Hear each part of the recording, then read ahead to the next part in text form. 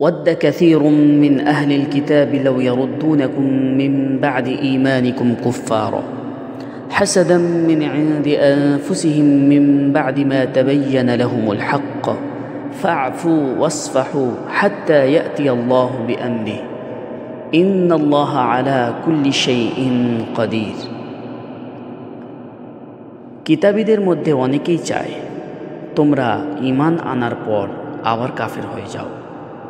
তাদের অন্তরের হিংসা থেকে, তাদের হাসাদাম মিন ইনদি আনফুসিহিম, তাদের অন্তরের হিংসার কারণে তাহারা এটা চায়, যদিও সত্য তাদের কাছে স্পষ্ট হয়ে গেছে।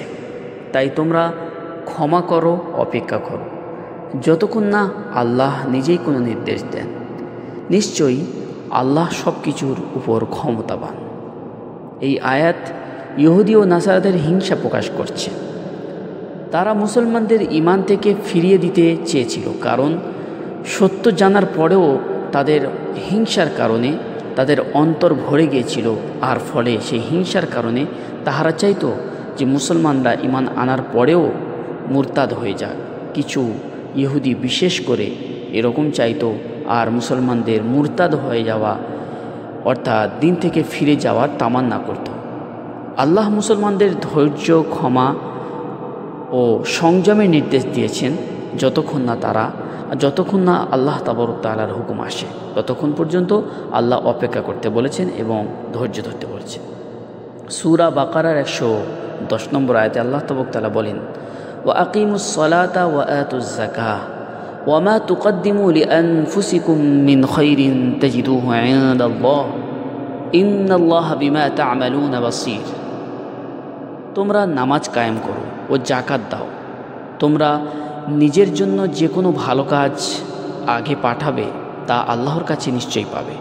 নিশ্চয়ই আল্লাহ তোমাদের কাজ দেখেন।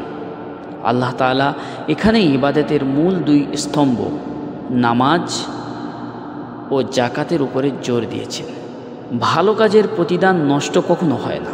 আল্লাহ সব দেখেন এবং তার ফল দিবেন।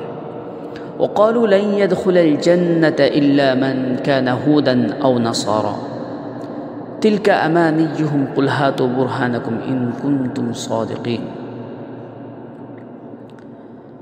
بلى من أسلم وجهه لله وهو محسن فله أجره عند ربه ولا خوف عليهم ولا هم يحزنون। তারা বলে জান্নাতে শুধু ইহুদি বা খ্রিস্টানরাই যাবে। এটা তাদের কল্পনা মাত্র।